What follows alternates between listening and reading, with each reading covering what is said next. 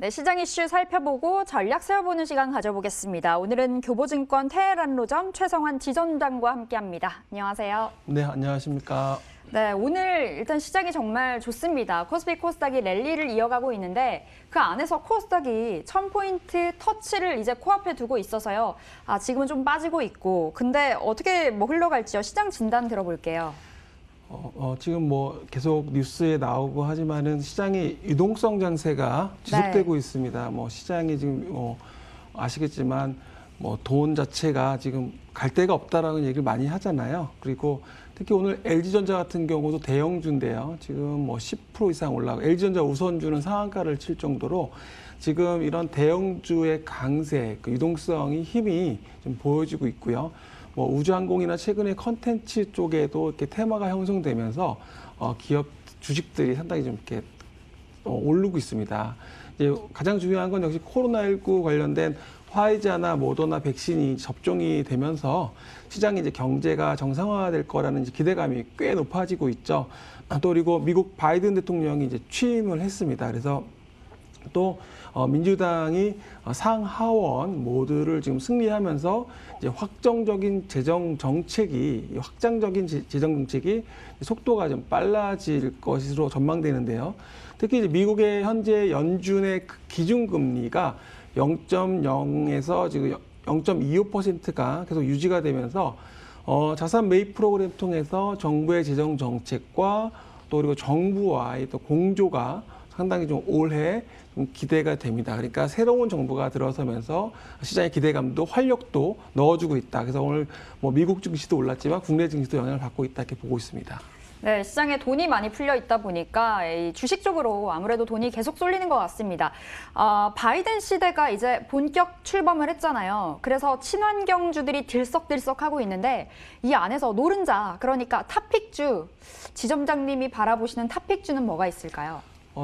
아무래도 이제 베스트 시나리오라고 한다면 조 바이든 대통령 시대에 이제 이런 유동성이 풀려서 이런 유동성이 이제 투자 수요가 확대가 되고 또 그리고 이제 고용 소비, 경기 회복으로 이어지면 좋을 것으로 보여지는데요.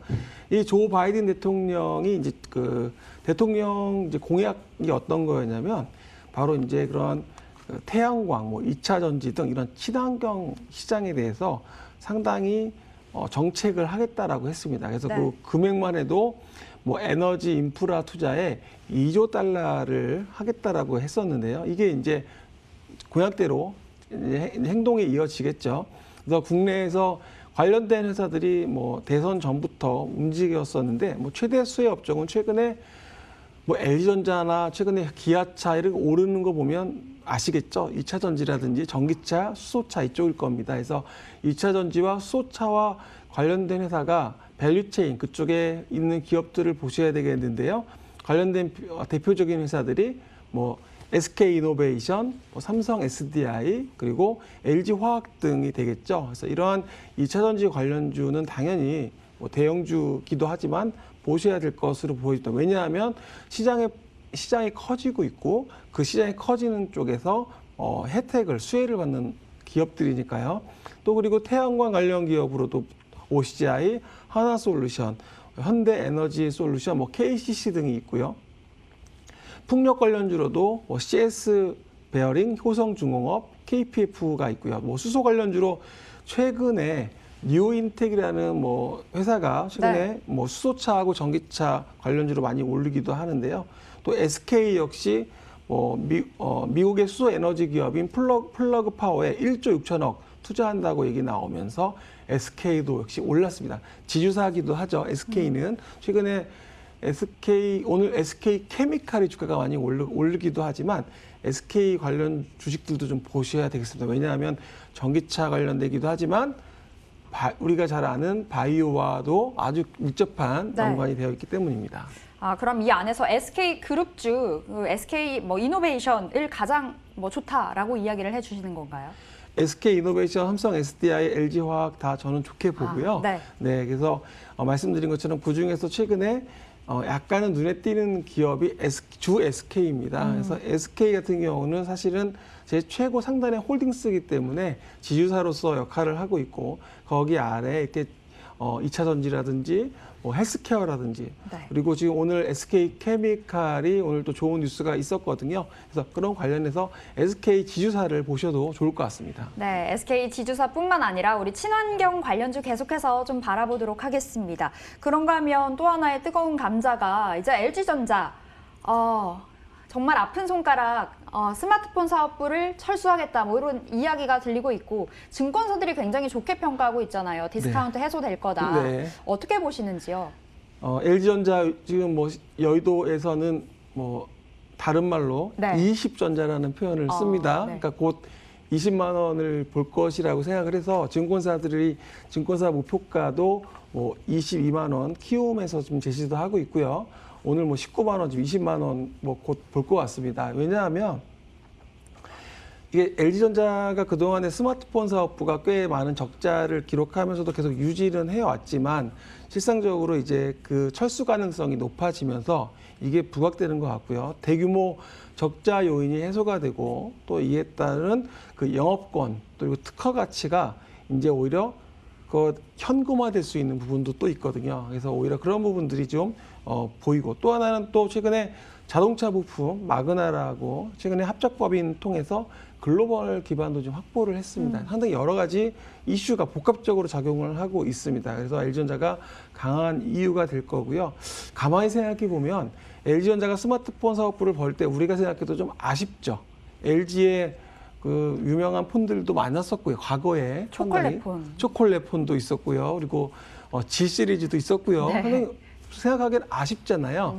이게 주식 투자로 연결해 보면 지금 시청자분들 계좌에 마이너스 난 종목들도 있을 거예요. 플러스 난 종목도 있을 거고. 근데 이 마이너스 종목이 사실 원금이 회복돼서 팔면 제일 기분이 좋잖아요. 네. 근데 한편으로는 좋은 회사에 투자할 수 있는 기회가 있는데 현금이 없는 경우도 있습니다. 그럴 경우에 사실은 플러스 종목을 팔아서 교체를 하기도 하는데 그런데 플러스 나는 종목이 더 올라가기도 하고 그렇기 때문에 오히려 이제 손절이 어렵잖아요. 네. 네, 원금, 나의 원금이잖아요.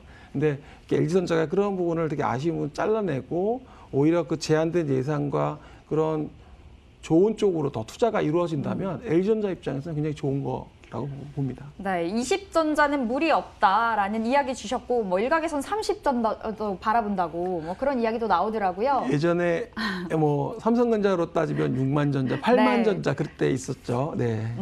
네, 알겠습니다. LG전자 계속해서 눈여겨보도록 하겠고 긍정적으로 체크를 해주셨네요. 해운주 이야기 해봐야 될 것 같은데요. 지난해 해운주가 코로나19 때문에 타격을 입었는데 그런데 오늘 나온 기사 보니까 벌크선 운임 따답을 줘도 못 구한다고 그래서 해운주 엄청 올랐어요. 해운주 어떻게 보시는지요? 이 해운주가 지금 해상 우임 최고치를 경신하면서 13주 연속 강세를 지금 보여주고 있습니다. 그래서 뭐 철광석, 석탄, 곡물 등 원자재를 실어 나르는 게 이제 이런 벌크선인데요. 이 벌크선 선박 업체 중에 대한해운이 있습니다. 대한해운이 오늘 상당히 좀 강세를 보여주다가 또 약간 조정도 보여주고 있는데요.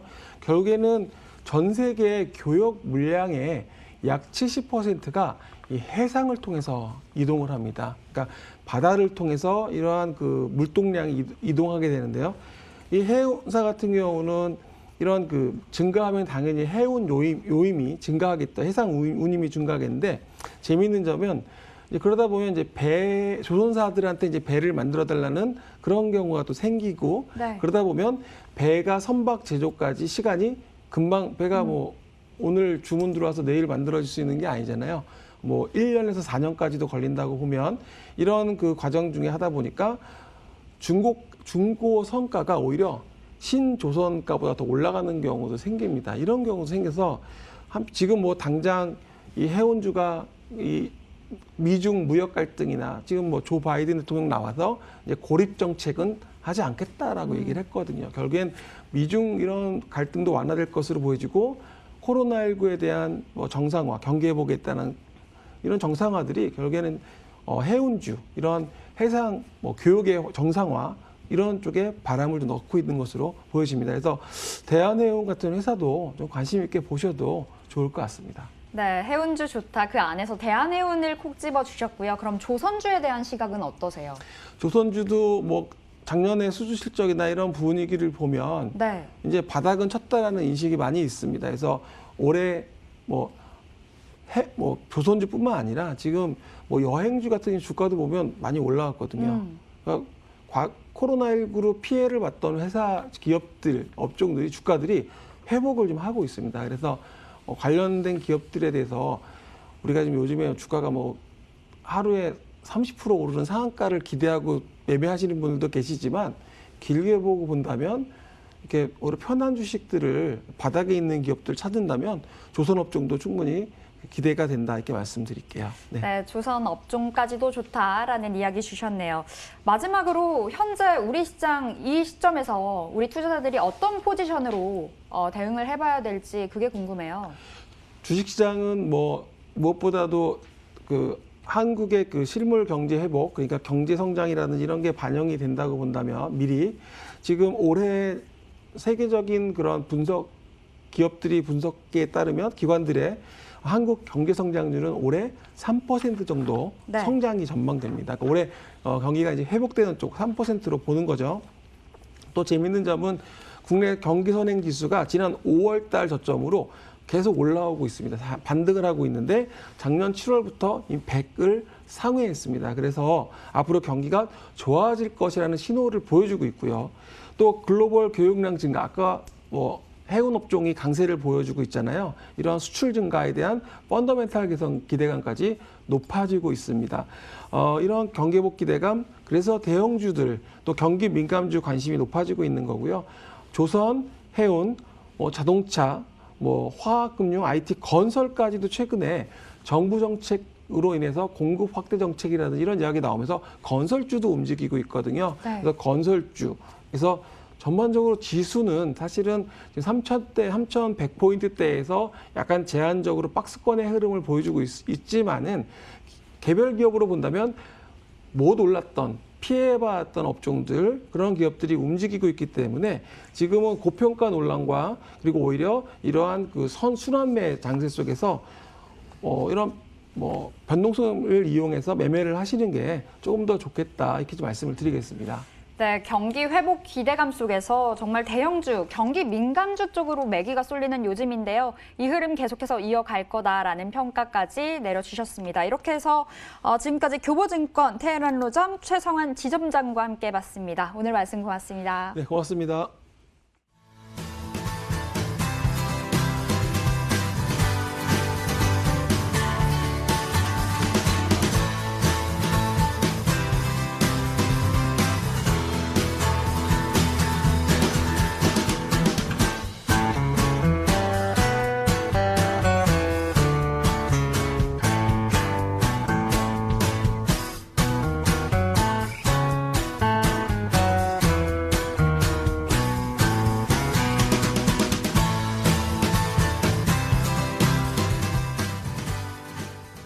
네, 정말 지치지 않는 국내 증시입니다. 오늘 저희가 준비한 이 순서는 여기까지고요. 이어지는 시간까지 MTN과 함께 해주시길 바라겠습니다. 저희는 내일 다시 돌아오겠습니다. 시청해주신 여러분 고맙습니다.